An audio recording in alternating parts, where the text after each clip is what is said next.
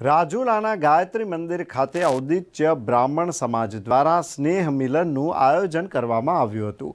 રાજુલા ઔદિત્ય બ્રાહ્મણ સમાજનું સ્નેહ મિલન ગાયત્રી શક્તિપીઠ મંદિર ખાતે નવા વર્ષે પ્રારંભ દર વર્ષે માફક યોજાયો હતો, જેમાં જ્ઞાતિ વિકાસ, દુઃખ સુખ પ્રસંગે મદદરૂપ થવા તેમજ વિદ્યાર્થીઓને પ્રોત્સાહિત કરવા વિશે ચર્ચાઓ કરવામાં આવી હતી। આ સ્નેહ મિલનમાં નવા પ્રમુખ તરીકે ચિરાગ બી જોશી તેમજ ઉપપ્રમુખ તરીકે કમલેશભાઈ વ્યાસ અને શશીભાઈ રાજગુરુની સર્વાનુમતે વરણી કરવામાં આવી હતી। આ પ્રસંગે જ્ઞાતિ આગેવાન ભાઈ બહેનો બહોળી સંખ્યામાં ઉપસ્થિત રહ્યા હતા તેમજ નવા પ્રમુખ, ઉપપ્રમુખ અને ટીમને આવકારીને તેમનું સન્માન પણ કરવામાં આવ્યું હતું।